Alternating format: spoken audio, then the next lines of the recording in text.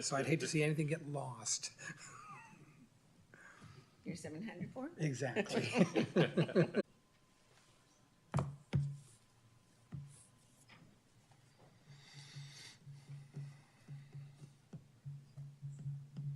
Everybody's afraid of sitting in the front row.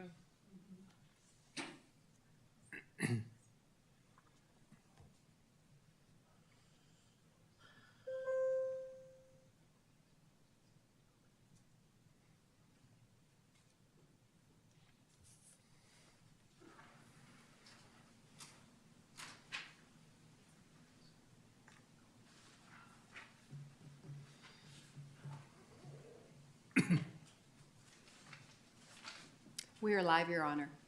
Thank you. The March 28th City Council meeting for the City of Newark will come to order. Please stand and join me in the Pledge of Allegiance.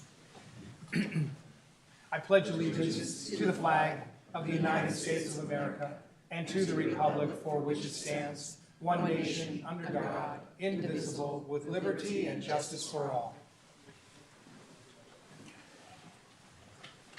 Let the record show that all council members are present with the exception of Councilmember Mike Bucci, who is absent this evening. Presentation, the first item on the agenda is a proclamation for Arbor Day with Senior Landscape Inspector Dan Ciancerulo. Please join me at the podium, please.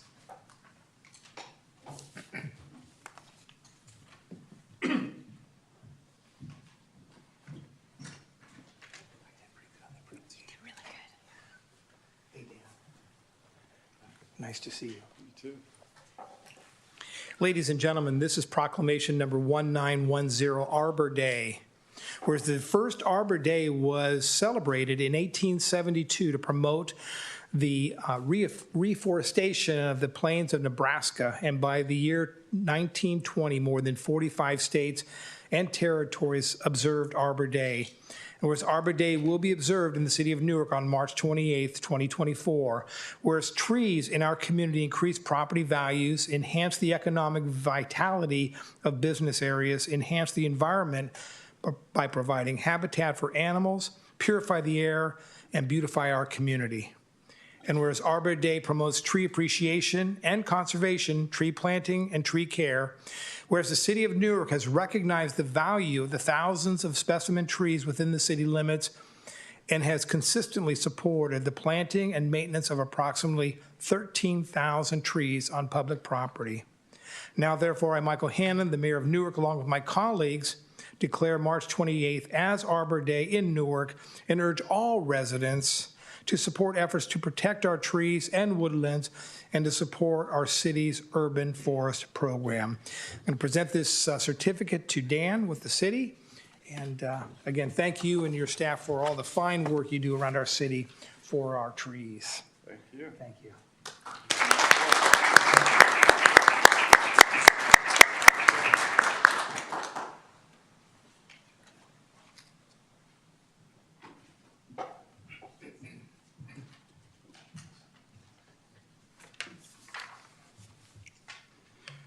The next item on our agenda is public comment on any item that is not listed on the agenda.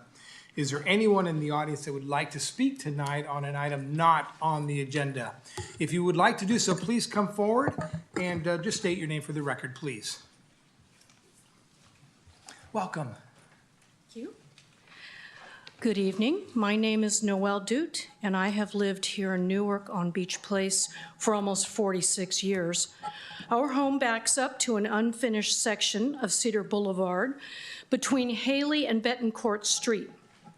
There are several sections of unfinished cedar, ours with 3 non-operating street lamps. Betancourt to Spruce with no street lamps, and Spruce to Bridgepoint having 6 street lamps, those with no bulbs nor covers. It can also be noted that the 3rd section mentioned is completely raked, while the other 2 are full of dry pine needles, just waiting to spark a fire. On calling maintenance for the city and requesting that our lamps between Beach and Indian Wells, perpendicularly, The section from Haley to Betancourt be relit. I was told that they have not operated since the 80s, which I find quite difficult to believe, along with several of my neighbors. Last year, a vagrant was behind our home, banging on one of the light poles and swearing at about 9 p.m. I was alone with my 8-year-old granddaughter, and I did not feel safe. I called the police only to be told that at that time there were not enough patrols available to handle the issue. There had been an encampment on that section of Cedar for a few weeks, and upon calling police at that time, was told the occupant could not be moved because homeless folks have a right to camp on public property. Of this I had been made aware, as my husband and I were serving at the time as the neighborhood watch captains. There is a sign posted on each of these sections stating, "No dumping, private property," and a numeric ordinance. I don't know who the private owner is, but I can say that every day people walk along these corridors with and without their dogs. The maintenance department here says that I should call the police department every time I see people walking there. I have not. I'm sure the police department has bigger fish to fry. So I am a little bit confused by the differing messages I've received, and I would ask that the lamps be relit as a matter of safety and a prudent expenditure of taxpayers' money. I have also been told by a number of residents on each of those sections that those Cedar corridors invite people who abuse alcohol and frequently use illegal fireworks. At night, it is very dark, and I feel it would be safer for residents to have as much light as possible to deter any intruders, and that the cost can be justified, especially in this time of increased criminal activity. As safe as I have usually felt living in my home, we can always do more, especially as we have the mechanics in place. Thank you for your consideration, and also, I look forward to an update on your arts grant and our suggestion of the beautification of power boxes as we have seen in Fremont. Thank you for your time. Well, thank you for bringing those issues to our attention. I live in that neighborhood and frequently walk my dogs down in those, on those streets, so I'm familiar with them. What happens in the council chambers stays in the council chambers. Mr. Benoon, thank you. If you'd have staff look into this issue and get back to our resident on the various issues that were raised, I'd greatly appreciate it. Anyone else in the audience that would like to speak on an item not on the agenda tonight? Seeing none, I will close the public comment section and we'll turn to the consent calendar. The consent calendar on the agenda consists of items D1 through D5. Are there any items staff would like pulled from the consent calendar? Not this evening, Your Honor. Are there any items the public would like pulled from the consent calendar? Council colleagues, are there any items that you would like pulled from the consent calendar? Yes, Your Honor. Number 4, please. D4, thank you. Are there any other items, colleagues, you would like pulled from the consent calendar?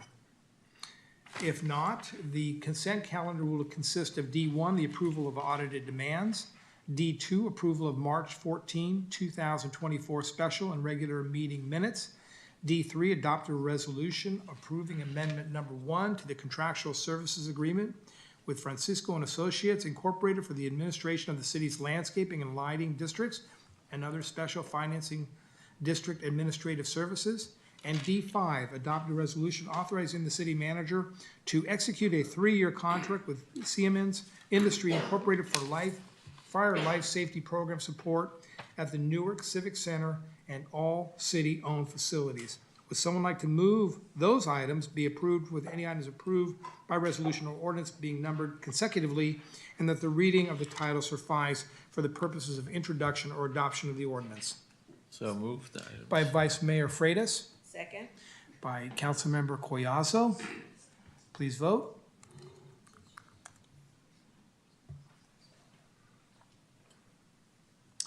And those pass 4 ayes and 1 absent, that absent being Councilmember Mike Bucci. D4 is adopt a resolution approving a second amendment to the contractual services agreement with Kachina Landscape Management Incorporated to increase the contractual not to exceed amount for additional landscape maintenance services through the term of the contract and amendment to 2022-2024 biennial budget and capital improvement plan. City Manager? Councilman Collazo? Thank you. So I believe that Guyana Landscaping does landscaping around our civic center here. And a lot of the grasses that were put in look dry and not very appetizing to our building. And I was gonna ask if it's possible to put in something else like daylilies or something that doesn't take a lot of water, some other plant, but something that has a little bit of color and not that grassy, dry, grassy feel, you know? And then in our parking, right, as you're on the side by the police station here, if you park there and you want to cross over to the sidewalk, we need like stepping stones so that you don't step into the sawdust part or on plants in between the parking spaces. I think that would be something that would improve the ability to cross over onto the sidewalk and the look of our beautiful, beautiful civic center. We'd be happy to look into that. Thank you. So with that, I would like to move to go ahead and pass on number 4 as And read. before I do that, Councilmember, I'm going to ask if there's anyone in the public that would like to speak to D4 as well. Seeing none, we have a motion by Councilmember Collazo to approve D4 Second. with her comments, seconded by Councilmember Jorgens. Please vote.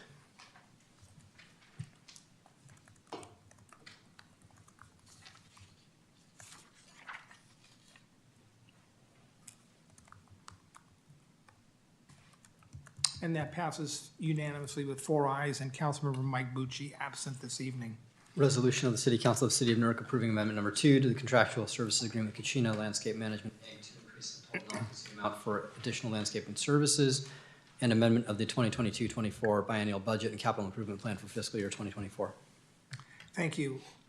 There are no public hearings this evening. Under other business, F1 is to waive the full reading and introduce by title only an ordinance repealing and replacing Chapter 15.40, Construction in Flood Hazard Areas of Title 15 of the Newark Municipal Code to align with the updated FEMA National Flood Insurance Program requirements. Mr. Benoon? Yes, good evening, Your Honor, and members of the council. Tonight, we have a brief report from Chief Building Official, Mr. Matthew Farrell. He's going to recommend that certain amendments be made to the city's municipal code regarding flood hazard areas. The PowerPoint that's on the screen right now, that's for the next item, not for this item. Oh. So Mr. Farrell does not have a PowerPoint for this item. It'll be a relatively brief oral report. Mr. Farrell?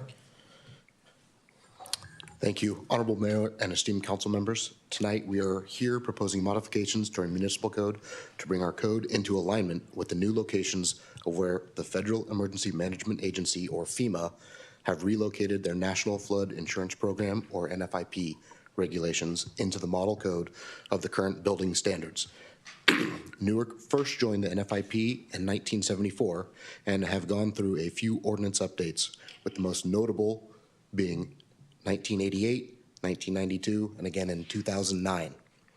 In 2016, FEMA decided to engage the International Code Council to start providing the regulation language for construction within special flood hazard areas to reside within the International Building Code and the International Residential Code, as it was easier for FEMA to modify the language through code adoption and modification process that ICC follows. These changes have slowly entered the model code over the last 8 years, with the regulations for construction in flood hazard areas residing in unadopted sections of the building standards. It makes it difficult to enforce.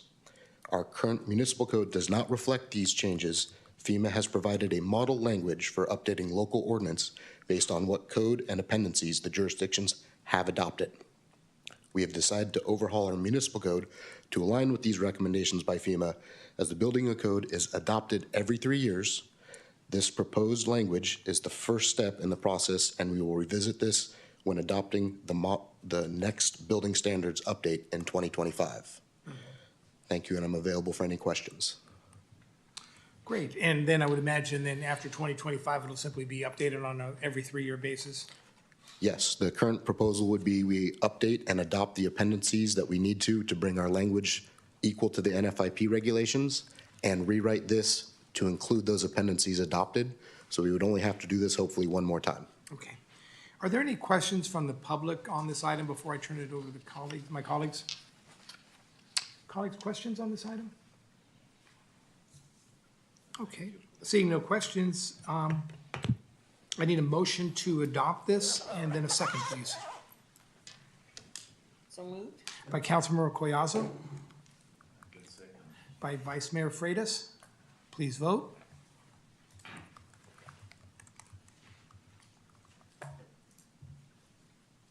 And that passes unanimously with 4 ayes, and Councilmember Mike Belushi passes this evening. An ordinance of the City Council of the City of Newark repealing and replacing in its entirety Newark Municipal Code Chapter 15.40 to adopt new construction flood hazard areas, to adopt flood hazard maps, to designate a floodplain administrator, and for other purposes. Thank you. Ladies and gentlemen, we had an item on here tonight, the presentation of the technology master plan. That item will not be considered this evening and will be rescheduled for a future council meeting. The next item on the agenda is the presentation of the 2023 Community Survey results. Mr. Benoon? Yes, good evening, Your Honor, and members of the council. This is a report from our senior management analyst, Ms. Roya Gonzalez, as well as the vendor who performed the community survey last fall. We'll begin tonight's presentation with Ms. Gonzalez. Good evening, Your Honor, and members of the City Council. I'm pleased to be here this evening to introduce the city's community research consultant, ETC Institute, who will provide an overview of the 2023 community survey results. Before I pass it over to the consultant, I would like to provide some background information. As you may recall, in 2021, staff conducted a general satisfaction survey to gain a general understanding of the community satisfaction with city services, safety, and quality of life. The survey was developed by staff and made publicly available to both residents and business owners. The results of the 2021 community survey showed that respondents positively evaluated many aspects of Newark. However, because it couldn't be verified that the survey results were statistically representative of Newark, staff chose not to use these results as a baseline for future surveys. In order to obtain survey results that were statistically significant and ensure the respondents were representative of the Newark demographics, staff decided to use a consultant to develop, administer, and interpret a survey that could be used for future planning and budgeting, be used as a baseline for future surveys, and provide results that could be benchmarked against other cities. After reviewing 4 proposals in response to an RFP, staff engaged the services of ETC Institute. ETC Institute is a national leader in the design and administration of market research for local governments and has completed projects in 49 states.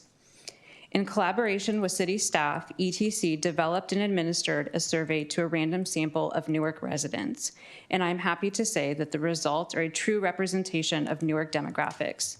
The results show that residents positively evaluated many aspects of Newark while identifying the areas for improvement. Many of the items identified for improvement are already being addressed in the many master plans in progress through funded capital improvement projects, or are listed as department priorities in the draft budget presented to City Council earlier this month. The City Manager's Office will continue to work with departments to ensure that their respective department areas are addressed.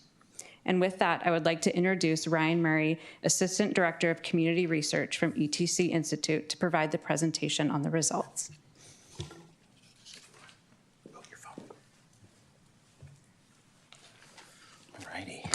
Thank you, Mayor, Vice Mayor, members of the council. It's a pleasure to be here this evening. It's always great when we can get out of Missouri or Kansas and to someplace where there's culture and hills and things to look at. So not to disparage my own community, which is fantastic, and I'm also an alderman is what we call ourselves, but I'm also a council member in my own community. It's definitely a pleasure to be here for many reasons. One thing that I wanted to mention before we got into the presentation is I was able to work with Linka and also Roya. It's been a pleasure the entire time, just most professionals.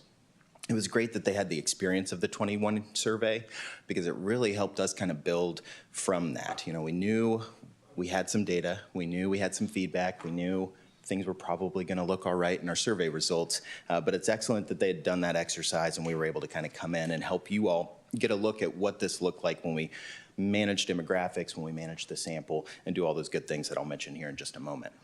Roya already mentioned this, but ETC Institute's really been in business for about 40 years, but for the last 35, our focus has really been municipal governments.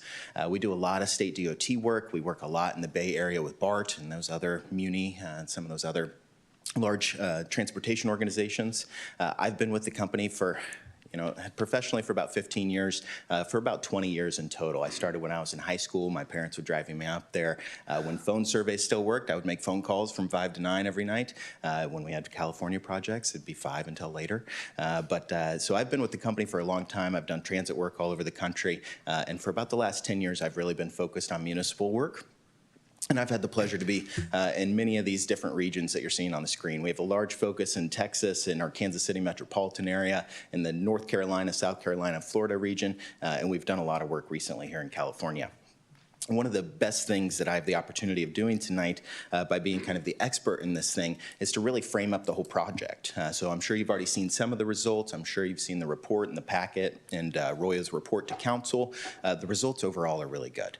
My job here is to make sure that council and staff really understand the interpretation of those, what these mean, and how ETC really begins to frame things up. And really, this is an objective assessment. So that's what we need to understand first, is that we tried to objectively create a survey instrument that was going to get good feedback from the residents. Now, we know that all of the feedback isn't based totally on firsthand experiences. So one of the things I also like to frame up is that these are perceptions. So some of these services, not all of our residents have firsthand experience with, but they still are rating their perceived understanding of what that service is and how it's being delivered. One of the other great things that we do with some of our standardized questions is we give you an opportunity to compare your performance to others. We have a state average for California. We've also got a U.S. average that we've prepared for the report, and we'll see some of that this evening as well. The contextualization provided by the benchmarks really helps us understand our true performance. So if we're sitting at maybe 60% satisfaction when we combine our very satisfied and satisfied remarks, we might say to ourselves, well, that kind of looks like a D on the grading scale. When you look at the national average and the national average is in the 40s or 30s, you know that you are actually performing much better than what others would otherwise have performed, and everybody's kind of struggling with that particular item. Again, when we talk about perceived notions or perceived understandings of those services.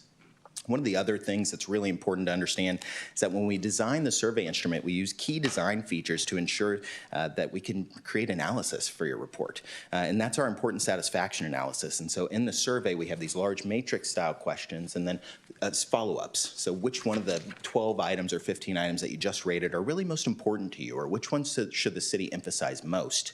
And about 20 years ago, we determined that satisfaction really wasn't the answer. So we were guiding communities and saying, hey, lower satisfaction here, maybe you should increase services. But really what it came down to is making sure that we're increasing services for which satisfaction is relatively low or below average, and the importance is relatively high.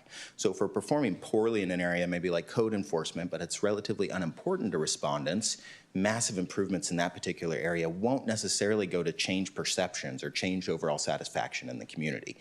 Even if everybody was 100% satisfied with everything on the survey, we still would have developed these priorities for improvement based on the important satisfaction analysis because it was designed into the survey itself. When we talk about methodology, it's the second most important thing in my mind beyond the framing. The scientific methodology that we follow includes all residential addresses within your house or within your community. And so what we do is we ask staff for a GIS shapefile of your entire city boundaries. Based on a USPS master mailing list, we purchase all of the residential addresses within your community. We selected about 16.5% of those. I think there's somewhere around 14,000, maybe almost 15,000 households in the community currently. We selected about 2,500 of those to receive the survey. So there was a random address group of 2,500 random addresses for which we would only accept completed surveys from those addresses. The survey was offered in 5 languages to make sure we broke down that response barrier, to make sure everybody felt comfortable completing the survey. When that packet was mailed initially to residents, those 2,500 households, it included language items. So in multiple languages, I believe it was Chinese, I have them actually here.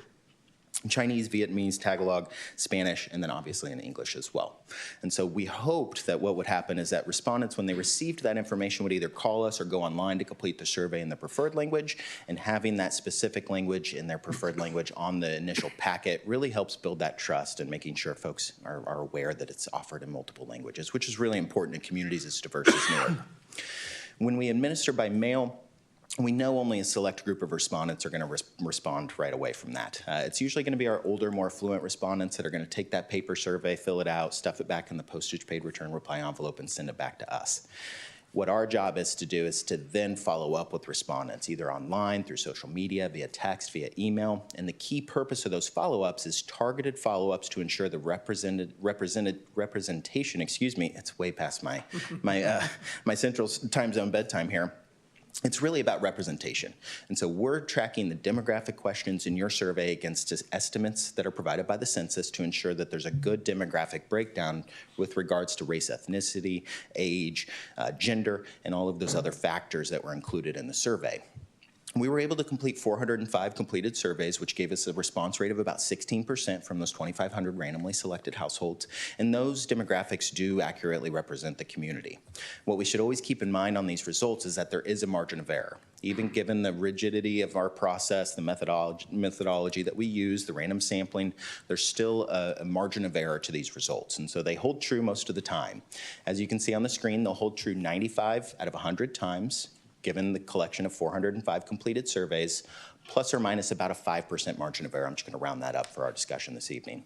What that really means is that 95 out of 100 times, if we're to ask 405 people in the community a yes-no question, and it's 50-50 yes-no, 95 out of 100 times we should get somewhere between 55 and 45 from those results. And so there is some reliability to the results.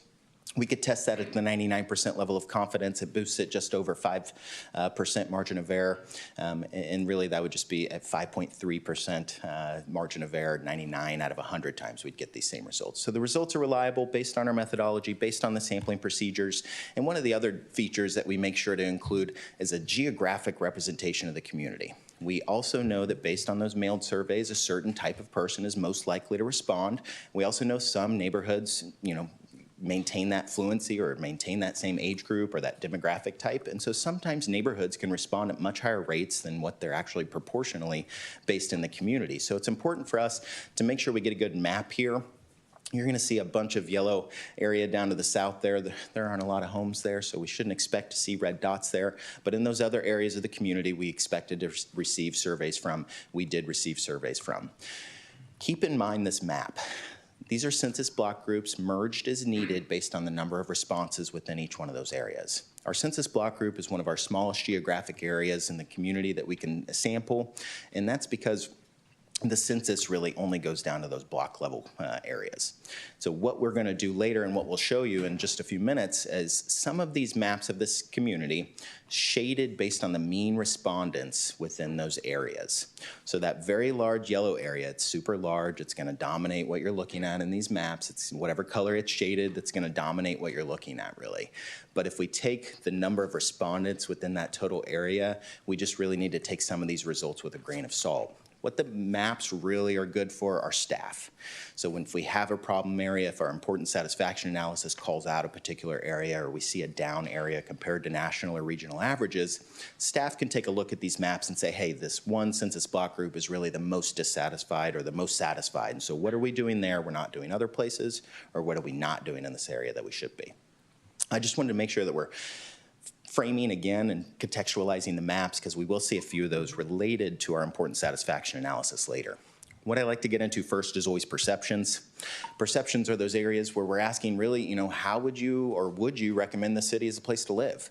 As a place to live, as a place where I feel welcome, as a place to raise children, I received phenomenal ratings. And what we'll see on our charts tonight is everything out in blue to the left are going to be our excellent or good, our very satisfied or satisfied. Everything out to the right is below average, poor, dissatisfied, very dissatisfied. Those neutral responses are typically what we refer to as a passing grade. They'll be referred to as in gray or as in yellow in our mapping. And what they really mean is that residents don't necessarily have a negative or a positive perception of that given item, and that becomes a little bit more clear when we get into our actual city services, for which we know are not utilized by a vast majority of our community. When we talk about additional perceptions, this is kind of the second end of that list. We see at the bottom there, overall value received for your tax dollars and fees, and the previous one as a place where you'd buy your next home. The financial items nationwide are really, just to be blunt with everybody, they're tanking. The results on those particular items are just going down significantly. And so what I wanted to kind of focus on as a place where you'd buy your next home is 2/3 of our respondents are either in that neutral or that excellent or good category, with about 30% saying below average or poor. It's not that folks wouldn't want to buy their next home here, they just know that home prices are very high everywhere, and so this is kind of impacting the overall responses. When we talk about value received for city tax dollars and fees, that's always a difficult item. But again, we see about 2/3 in the positive or neutral range, and then about 30 or 40% in that dissatisfied, very dissatisfied range. So a majority of folks still are either in that neutral category or satisfied with both of those fiscal type items. But the real highlights here are overall quality of life, feeling of safety in the city, quality of services provided, all receiving really high rankings. Over half of respondents saying, I'm very satisfied or satisfied with those items. When we talk about the overall quality of city services, I've highlighted with arrows some of the areas that are our top priorities for improvement based on our important satisfaction analysis. Typically, our important satisfaction or IS analysis will pull out items, or items will rise to the top of the analysis that are below average satisfaction and above average importance. The reason in this slide I like to provide the arrows is because you'll notice the overall quality of city parks and recreation and city police services are well above average in terms of satisfaction. The reason they're in this important satisfaction analysis as high priorities is because we're continuing to do a good job. Residents want us to continue to emphasize the particular level of service that we're giving. When we get to the bottom, we see quality of planning, building, and development services. That's an item for which not all residents have a really good understanding of what that means. And if you make a development or building decision that they don't prefer or like or completely understand, we can see some dissatisfaction there. But again, the very satisfied, satisfieds, and neutrals are vastly outweighing the dissatisfieds and very dissatisfieds in that particular item as well. When we talk about benchmarks, it's really that contextualization. And further contextualizing these benchmarks, you had 42 items on your survey that we were able to compare. Surveys usually range between, as few as 5 or 10 to about 45 or 50. So you all leveraged our services. You made sure that you had many of the benchmarking items. You're not plowing snow. Those are a couple of our benchmarking items. So there are just some things that you all don't do that we have benchmarks for, and so this makes sense. When we talk about U.S. average, we're talking about a huge sample. We survey 10,000 people every summer. It's a really great database of results. We split that up and we do some state averages. We specifically focus on Texas, Florida, and California as our 3 largest states. And we did 1,200 unique surveys with California residents. And so that's what your results are being compared to. And we should be cognizant of our margin of error again here. So any results that are kind of outside of our margin of error, which is about 5% or 4.8%, those are significant differences. So if you focus on as a place to retire, we're about 5 percentage points off from the U.S. average, but it's right there. So it's really not a significant difference until we reach as a place where you'd buy your next home, where we do see a dip in that particular area. But as a place to live, as you can see, 77%, again, might not be at the percentage that we'd like to see, but you can see that it's vastly outperforming both the regional, our California, and our U.S. averages, which is just phenomenal. When we talk about our overall quality of city services, this is where we're going to talk about our important satisfaction analysis and a few other slides. This is where I really wanted to make sure that you all were seeing how well you're still performing in some of these key areas that are important for residents for us to improve. So we have everything at the top there: quality of fire, solid waste, city police services, one of our top priorities, same with parks and recreation facilities. We are performing well above our national and regional averages in those areas. It's that we're providing an exceptional service. Respondents and residents want us to continue continue to provide those services.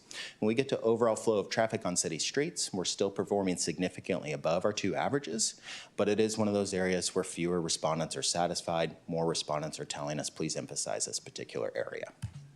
When we talk about these priorities for improvement, it is, the importance and satisfaction of these responses.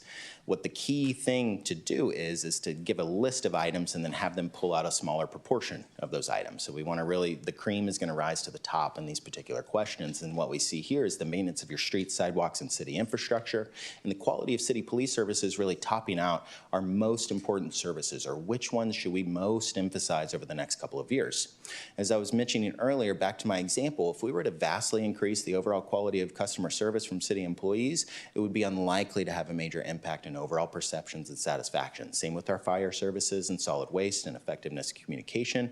Those are all areas where we're performing well and well aligned with our regional and national averages.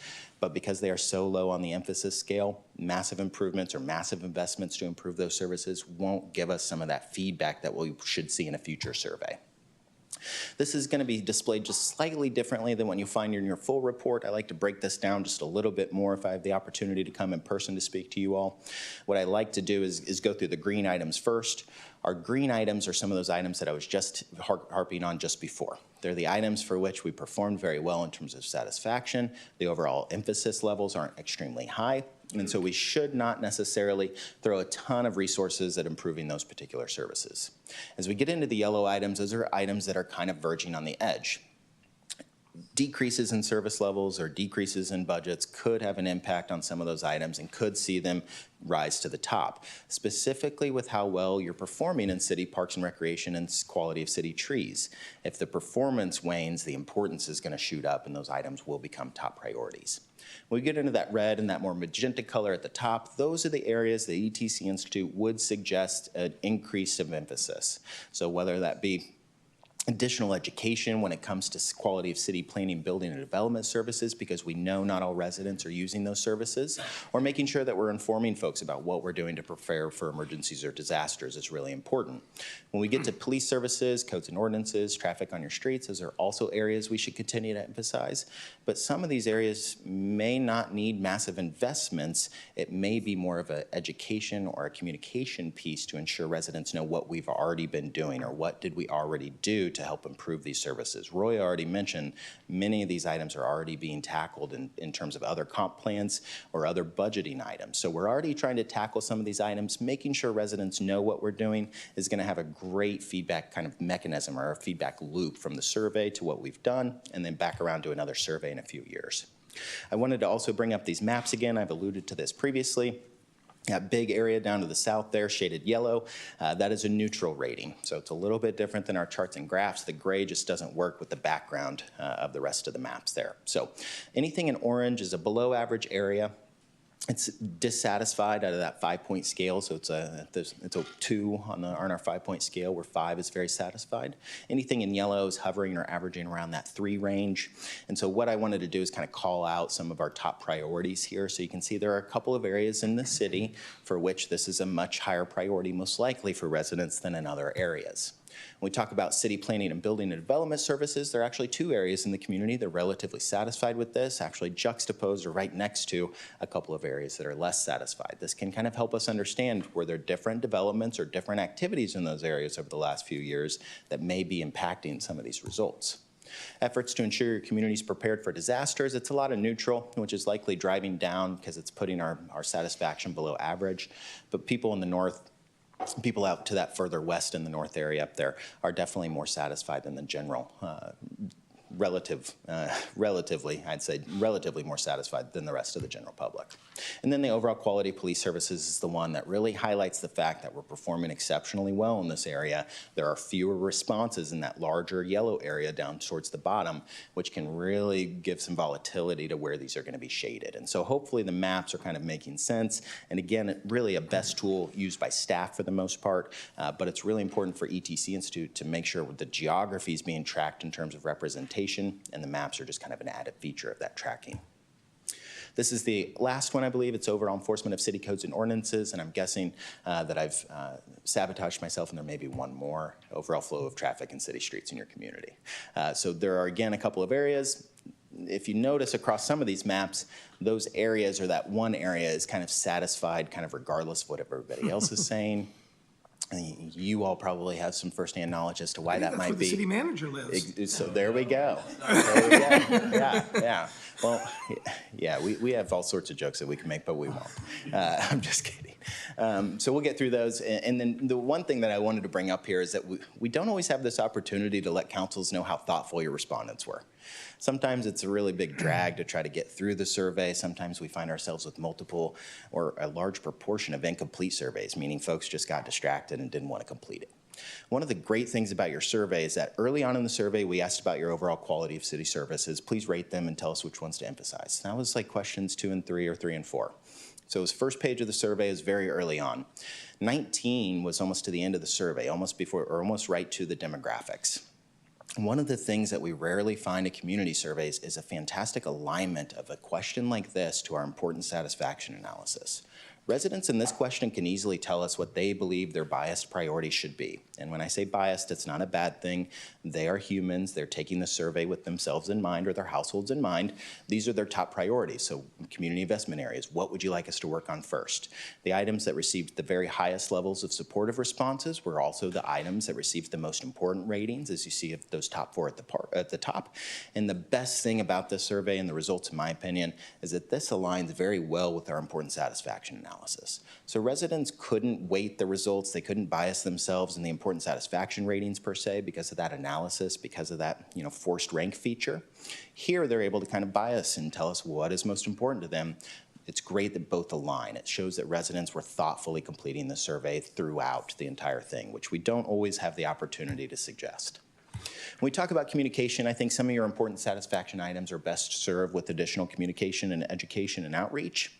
One of the things that we did during COVID when clients were either canceling or pausing surveys was we gave some of our local university grad students back in the University of Kansas some of our historical data. We had about 30 years of historical data for about 10 communities, and the one thing that they came back to us after months of research was to say that as satisfaction ebbs and flows, so does satisfaction with communication. And the 2 items that are most correlated in most of our surveys over time is overall satisfaction with city services and the overall satisfaction with various communication items. As you can see here, we're performing below our California and U.S. averages in many of these areas. So what we would suggest is that an increased satisfaction rank in some of these particular areas regarded or related to communication should help us kind of get past some of those other satisfaction items. So really it's about education and outreach. We know based on the number of residents in the room tonight, the level of public involvement in local decision making is always going to be a difficult one. What I tell my fellow council members back home is that we really should go on a road show. Every Tuesday we should find a new neighborhood or cul-de-sac to hold our meetings in. Then maybe our residents would feel well informed and part of our decision making process. It's a very difficult item nowadays now that people are just so busy. It's really difficult to get to these meetings and to engage with them. But as we see up towards the top, availability of information, efforts to keep folks informed, those can have dramatic impacts on that planning and developing type item or some of our efforts to ensure we're prepared for emergencies.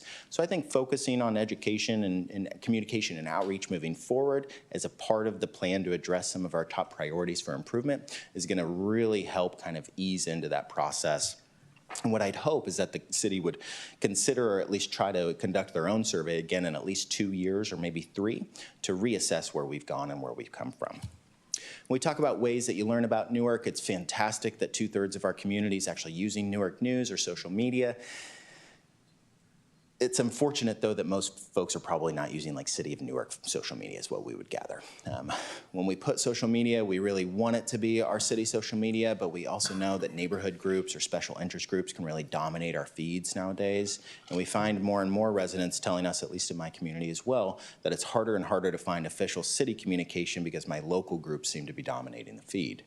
we are probably looking at about half of our respondents in the community saying they use social media to get information about the city, but it's likely not firsthand knowledge. And so that's one thing I like to point out to clients, is to let us know we should be focusing on social media still, because it's really important to residents. It's a top used communication source, but we need to be mindful about the frequency of how we're communicating and who we're communicating with most frequently. One of the other things that I saw in the survey was customer service, and I don't always highlight this because sometimes it can be a very difficult conversation to have. In this instance, though, when we asked respondents how easy it was to contact the person that they needed to reach, and about 1/4 of our respondents indicated they'd tried to contact the city or interacted with City Hall during the past year, a vast majority, 63% of them, indicated it was either somewhat or very easy. When we talked about the types of departments they were trying to contact, it did focus primarily on building permits or administration, fewer at planning and development or cashier and finance. And when we get into the actual ratings of those performance of those areas, your employees are truly setting the standard for the delivery of some of these services. We don't track as heavily as we used to some of our customer service items, but these, and part of the reason is because they were fading in many communities and the benchmarks weren't very helpful for that. But as we see here, your customer service, your forward-facing employees have a difficult job.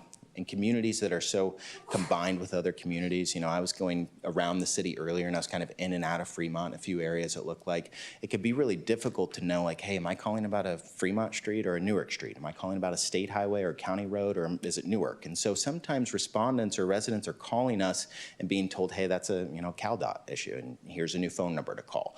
So we always have this propensity to have these really dissatisfied remarks for customer service.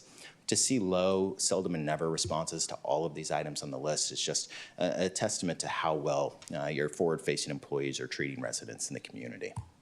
In summary, residents in Newark have a very positive perception of your city.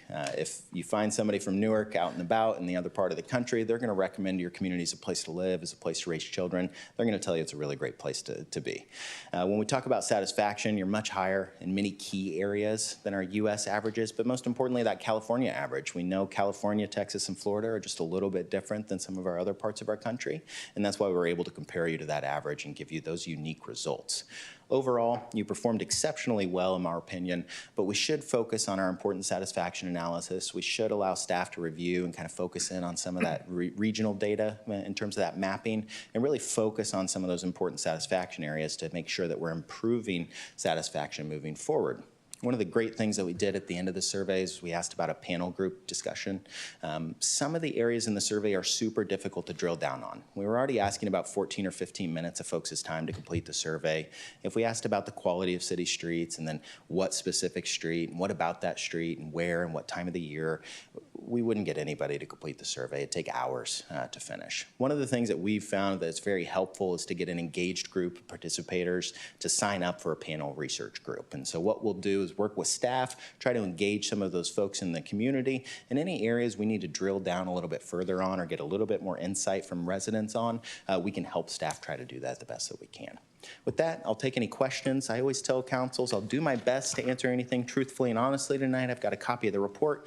Anything I cannot, I will take back to the office and get a written response back to Royo as soon as possible. Great. Before I turn it over to questions from my colleagues, are there any questions or comments from folks in the audience? Thank you for the excellent report. Roy, thank you for the good work you did, and I'll turn to my colleagues for questions. Okay, I have a number of questions. Great. Responsiveness is key. Yep. I've worked in government in my career. Yeah. And I used to tell my staff, when a citizen calls the city government, it may be their one and only time they've ever called the city. And you need to leave them with a good, favorable impression. Even if you don't have the answer to their question, acknowledging the question, taking responsibility for the question, sends a message to them that they've been heard. And then giving them a time period as to when you think you're going to be able to get back to them. That's critical. If people don't hear from the city within a day, 2, 3, then they move on. City's non-responsive, and I'm going to move on. So it's so critical that we communicate with our residents in a timely manner, even if we don't know the answer. I see we do have some work on communication, and you mentioned, we have a number of neighborhood associations, of course, around our city, and, you mentioned people are busy. It'd be nice, in a perfect world, to get representatives from each one of these neighborhoods to sit kind of as a neighborhood group to then provide input to the city on issues not only in their neighborhood, but what they see throughout the city. That would be a huge undertaking for us to try to develop something like that. Are you aware of any city that has a model like that? Yeah. It's actually the city that I work with very frequently. They're just to the north of me. They're significantly larger than my community. It's Lee Summit, Missouri. And what they did was basically get groups. They did this a little interesting, but they basically locked themselves into Nextdoor using personal accounts, and then found like kind of the leaders of all the little neighborhood groups inside of Nextdoor.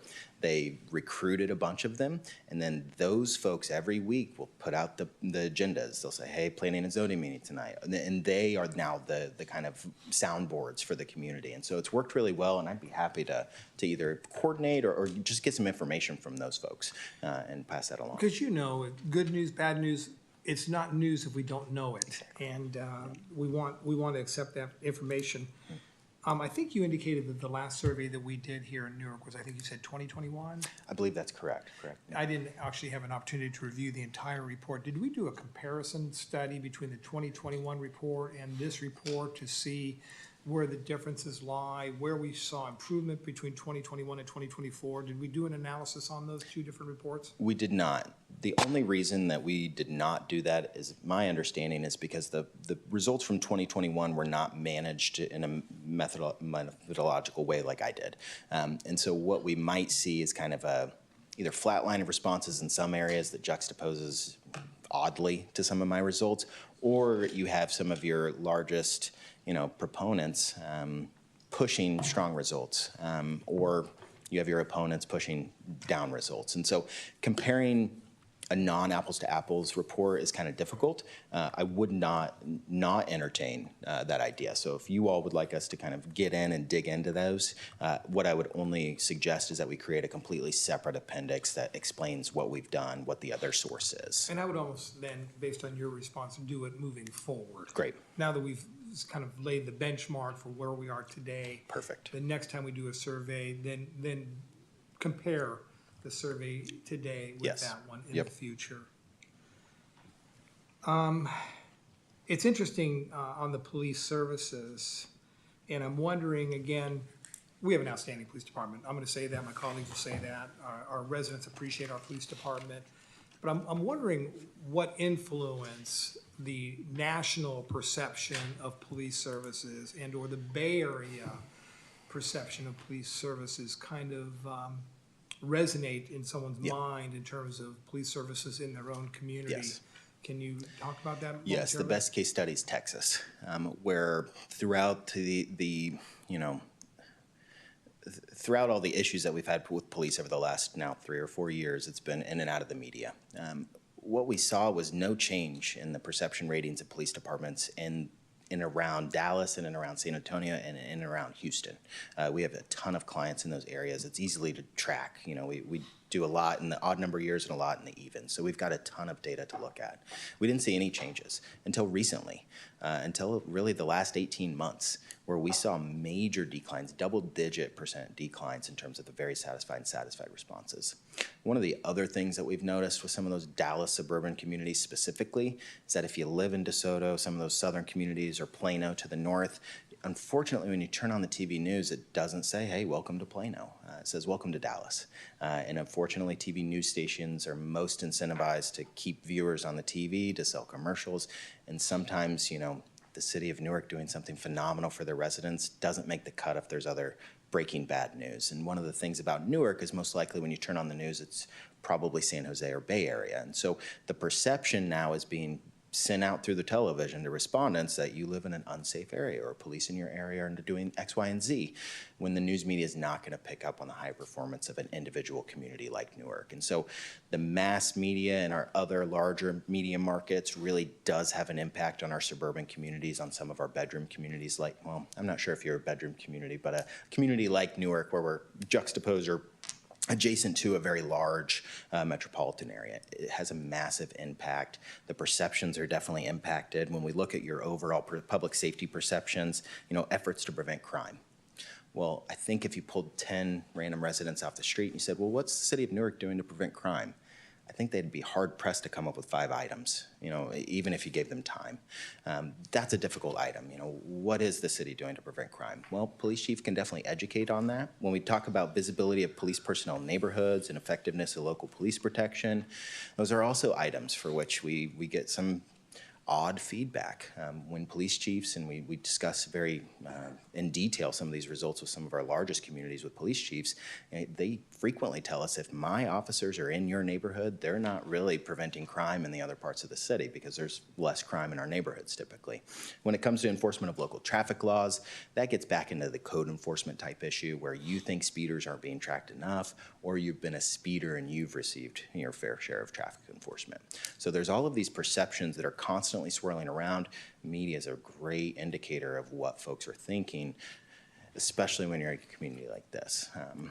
It can just really have a major impact on our police services. And then the most unfortunate part is we know it impacts staff too, because then they see these results and they're like, hey, why do residents in our community think this of us? And so that can be just doubling down on some of that negative news that flows out of our larger communities to us. Well, the takeaway that I will have regarding police services was the map that you showed regarding police satisfaction. Yes. There was no dissatisfaction anywhere in our city as it relates to police services. And we saw no other map that showed that situation. So, Very and positive. then lastly, we have a significant Hispanic population in Newark. Did you, what percentage, and I know there was 405, I think it was, respondents. What can you tell what number of those respondents, either one, completed their survey completely in Spanish, or you can come away with the notion that these are Spanish-speaking, predominantly residents of our community? Yeah. So we had 28.6%, or 116 of our 400 respondents indicated they were Hispanic, Spanish, Latino, AX. That does not mean all the surveys were completed in Spanish. And one of the things we know from working with high foreign-born populations, Miami-Dade and City of Miami are clients of ours. San Antonio, I think, is 80% Hispanic, Latino. We find that a lot of respondents tell us that they prefer English, and we found that out in a 2018 survey from the city of San Antonio. But I actually wrote down the number of responses by languages. Spanish by far was the largest one at 8 completed surveys fully in Spanish, 3 in Tagalog, 2 in Vietnamese, and no Chinese surveys were completed in Chinese. Well, that's excellent, because I would imagine if English is not my primary language, I'm less likely to want to take the time to complete Most the definitely. surveys. So that's good news, actually, and 20+% is good news.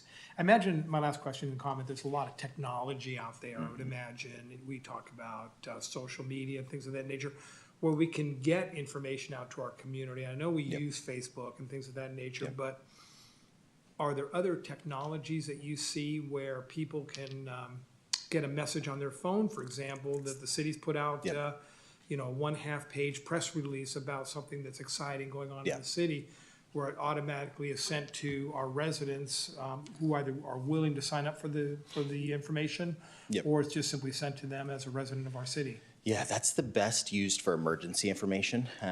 Johnson County, Kansas, one of our clients, has a massive text system. They push out water notifications, emergency response. We had a big issue about 18 months ago where there was like a police presence in a particular part of the county where they told everybody basically stay away. During COVID, it was heavily used. It's a phenomenal project. Other communities now on the other side of the state line, Johnson County sits on our Kansas-Missouri state line. Other counties now are using it. The only problem is that if we inundate that type of service with non-emergency information, then we dull the sensitivity. And so and this kind of gets into maybe a hobby of mine, but when we continually interact with residents in a way that maybe is not always the most engaging, meaning we're not always pushing out emergency response information, residents can become desensitized to the messaging. And so we should always frequently understand, or we should always frequently look back at what we've been doing. If we have a specific emergency system, it should remain for emergencies. If we have a good social media following, or we've opted into a new program, that can be for our messaging. But one of the great things that I've seen a couple of communities do is they have this overall texting, and they say opt into the types of information you want. So that'd be emergency, everything else, all other, whatever it might be. Opting in, getting folks to sign up, that's the best way to communicate with your community. It's on demand, it's immediate, and you send out the most pertinent information the moment it happens, and now residents take note of that. Hey, boil water alert now. You're sending out the message now, not waiting for folks to turn on the news in the morning and see that. And I'm guessing you don't get a lot of boil water. And people do look at social media. And Mr. Benoon, I would mention, we have a great Facebook page, and a number of our various departments have Facebook pages, but Facebook has a page where I think it's entitled, You're from Newark. And it's not a page that we control, it's a page that the public controls. And oftentimes the information there is, somewhat negative, and it would be important, I think, for the city or someone to kind of monitor that, and when we can kind of set the record straight, and I try to do that, I know my colleagues try to do that occasionally, but you don't want to go down that rabbit hole. If we could comment, especially in a positive way, to remind the residents or let the residents know what the real information is, I think that would be helpful. Yep. Again, excellent report. Vice so Mayor much. Freitas? Thank you for Thank you, your Vice Mayor. wonderful presentation of the 2023 survey. What's the length of the survey? It was took on 2023, so it was like last 4 months, 2 months, 3 months? Yeah, that's a really great question. We were able to deliver the results in February, I believe. I hate to say this, but I don't have that answer off the top of my head here. I would be lying if I thought that I did.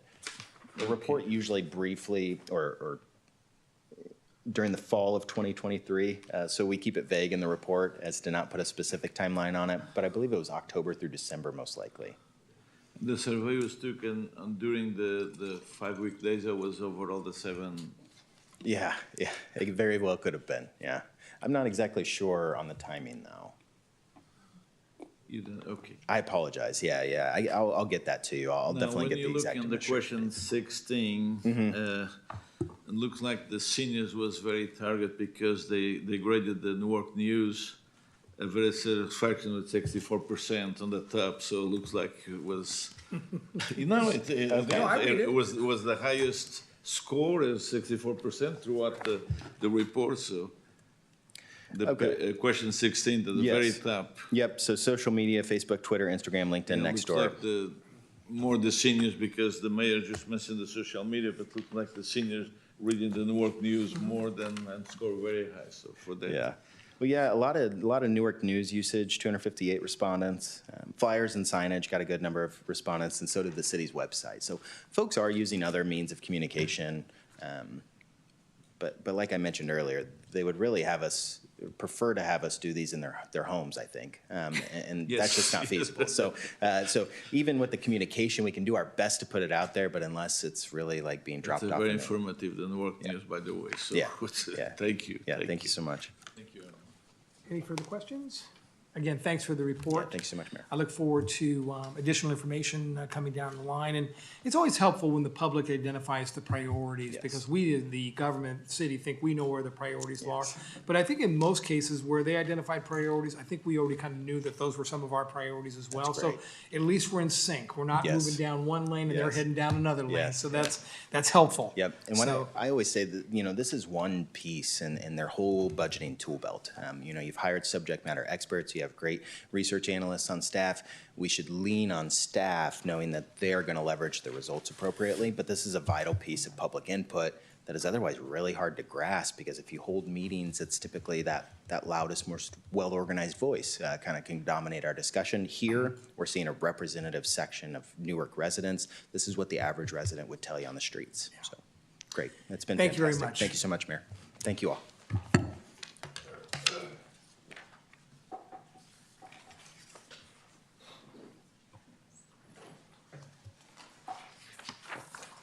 So that was an informational item, so there's no action needed on this item.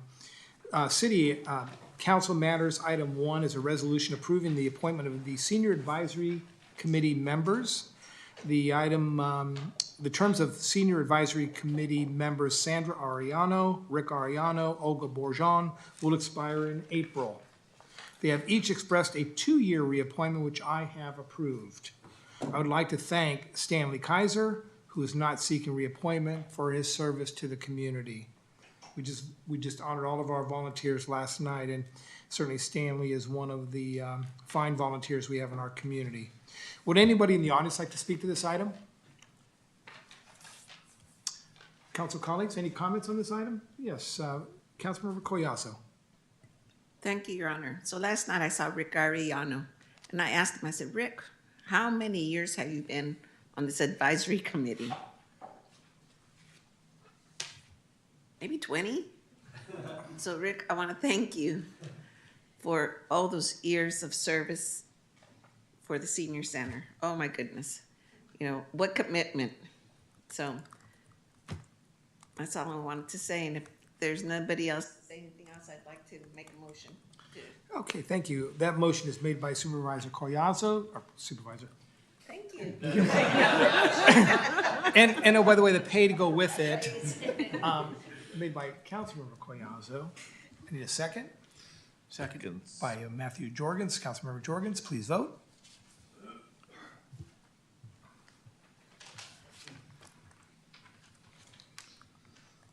And that carries with 4 ayes and Councilmember Bucci absent. Resolution of the City Council of the City of Newark approving the reappointments of Sandra Ariano, Rick Ariano, and Olga Barjon to the Senior Citizen Standing Advisory Committee. Before we begin with council comments, I want to invite City Manager Badoon to see if he has any updates. Yes, good evening, Your Honor, members of the council. Just one update this evening. I'd like to announce and report that we do have an event coming up on Saturday, April 27th from 11 a.m. to 3 p.m. This is the Old Town Newark Streetscape Exhibition and the 2024 State of the City Address. So this will be an exciting event. We are doing something a little bit different this year. State of the City will occur on Saturday instead of a weeknight. It will occur in the Old Town part of Newark, and this will be a great opportunity for us to showcase the upcoming streetscape project. This will be on Thornton between Magnolia and Sycamore. The event will include the 2024 State of the City Address live from Old Town, followed by a street demonstration and an opportunity for community input on the streetscape project, a special taste of Old Town guidebook highlighting local neighborhood businesses, and interactive public art to celebrate the future of Old Town. So once again, that is Saturday, April 27th from 11 a.m. to 3 p.m. and staff is very much looking forward to this event. So that's all I have this evening. Tickets will not be cheap for that event. I understanding that they're already being sold on the various websites at a significant amount, so you'll want to get your tickets early to attend that event. With that being said, I'll turn over to my colleagues for their comments. Councilmember Jorgens. Yes, I want to thank the Parks and Recreation Department for putting on Family Day at the park. It was another great year. We had a little bit of rain there at the end, but it was, great to see so many Newark families out there, and several of the city departments were there too. It was lots of tables, lots of families. It was just a great event. So big thank you to the Parks and Recreation Department. Thank you, Councilmember. Councilmember Collazo. Thank you, Your Honor. So as you see, my attire is purple. Yes. National Women's History Month. So as we celebrate National Women's History Month, I'd like to thank and celebrate all the women, especially those that are in my life. My mother, my aunts, my sisters, my daughter-in-laws, my friends, city staff. These are all women that have had my back for years, and I want to thank you for being in my life. City of Newark has 68 full-time women on staff, 60 temporary women on staff, 6 women officers, 2 trainees for officers, and a great police chief. That's 137 women serving our community, making Newark a better place for us all to work, live, and play in. And for that, I am very, very grateful. And I want to remind you that if you're going to go shopping for Easter things, you know where you have to shop. You have to shop Newark, and have a happy Easter. Thank you. Vice Mayor Freitas. Thank you, Your Honor. First, I'd like to thank and congratulate the committee, the reappointment of the Senior Advisory Committee, the individuals. Thank you for their service throughout the years. Congratulations to them. And now, the public member, Mrs. Noel Dude, brought the issue to us. They left already, but they brought the issue to us, and I was a bit confused.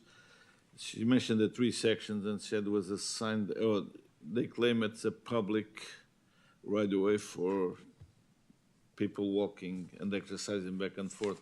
But there's a sign said that mentioned it's a private property, so it's a contradiction there, or? I don't have any information on that. We'll have to look into that.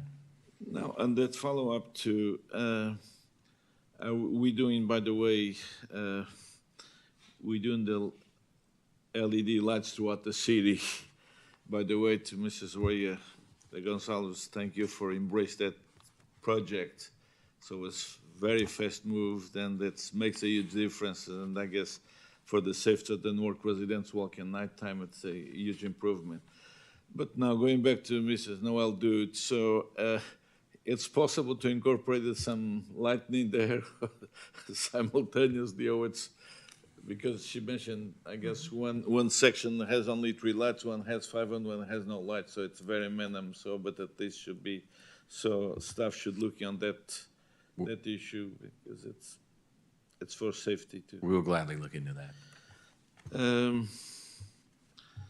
We just attended the Arbor Day plantation today, and it was a very, I guess, the 37th year we doing that. So we've been doing that since last century for many, many years. So thank you to the Public Works, handled the dinner and the commemoration and the plantation of the trees. Oh, the tree was a jacaranda type. It's at least it's not a pine tree like we did in the past. So it's jacaranda. Now, last night, myself and my colleagues, we took a cruise party celebration, and was very well attended. Yes, it was a cruise party, man. Bless someone that's not feeling well. And the presentation of the mayor was very clear. We did that, we honored the volunteer of the year for the city of Newark with no prizes, but to also honor the volunteers of the year for Viola Blight Foundation organization. And it was a very well attended. It was wonderful, from the food up to the presentation and but special on this was 7 individuals was nominated to be the volunteer of the year for Viola, and that was picked by the outside people, outside 5 individuals from the city of Hayward, Fremont, Union City, and 1 from Newark. And the volunteer of the year for 2024 is Maria Gorman, the very well known by the people there last night, especially by the council, so to Mary Gorman. So congratulations, and to be the volunteer of the year, and thank you, because I know she's doing a great amount of volunteer work for Viola throughout the year. So, and I can testify that. So, and to all of you, happy Easter. Oh, one more important thing. Talking about the Newark news, I pick up at the lobby, just smell fresh printed. And we'll have a police chief will be retired soon, but we have a new income police chief. I guess she was reading the bio, looks like he was a star from the very young age within the city and got promotions up to the top appointment for the Newark chief will be appointed, which day? April 11. With the pleasure, John Arguello will be the new police chief. So congratulations, Ms. Arguello. So you will speak with Congratulations. And we're looking forward to work with you, so thank you, thank you, thank you. Thank you, Mayor. My pleasure. Really outstanding work last night, Mr. Benoon, by city staff, recognizing the many, many volunteers we have in our community. We would not be able to provide the level of services that we provide to our community but for the volunteers. We're a small, powerful city organization, but without volunteers, a lot of the services that they provide would not be provided. And we really assist those that are most vulnerable in our communities, those that need food, those that need clothing, those that need some help. Those are the folks that we are helping day in and day out. And we have so many unsung heroes that provide those services. And last night was just a small token of our appreciation for all the hard work they do. And I hope they came away with a sense knowing that we really, truly value them. And I look forward to that event every year. And we need to, as a community, to rally our younger people. We had no youth volunteer nominations last night, which was a surprise. There's a lot of youth in this city that do provide service to our community.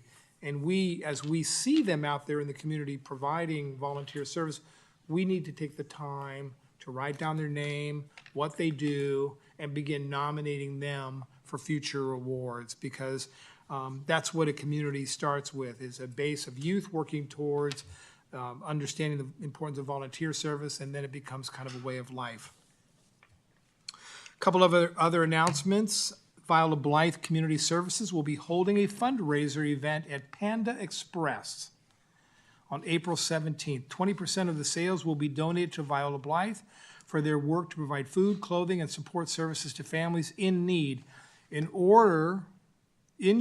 you order through the Panda Express app on April 17th, please use the fundraising code 369372. And I'll ask city staff if they would be kind enough to put that on our city website, because again, all the money donated goes back to help people in need in our community. And thank you to Panda Express for agreeing to partner with us. And you know, I don't have a specific dollar amount, but gosh, it'd be fun just to raise $1,000 and say, you know, that's $1,000 well spent in our community. Today I had the opportunity to attend with my councilmember colleague Jorgens and city manager Benoon the National Choking Awareness Day. It was an event put on by Washington Hospital, and it was held over in Fremont at Frederico's. And I'm going to ask my colleagues to support me closing tonight's council meeting in memory of Rico Rodriguez, who passed away as a result of a choking incident. Rico and his brother Kiko Rodriguez have owned and operated restaurants in the Tri-City area for decades, most recently in Niles. I'm sorry, Kiko, not Rico. Don't pass this on. Rico loves me. Kiko unexpectedly passed away last December as a result of a choking incident while inside the restaurant. Today is National Choking Prevention Awareness Day. An event was held at the establishment hosted by Washington Hospital as part of a public awareness campaign. I'd like to take a moment to point out that I'm proud of the Newark Economic Development and Emergency Services staff who've hosted several CPR and abdominal thrust workshops last summer for local restaurants as a direct response to Kiko's unexpected passing. We need to make sure that our restaurant staff are aware of these procedures, because they're the ones that are serving customers in their restaurants day in and day out.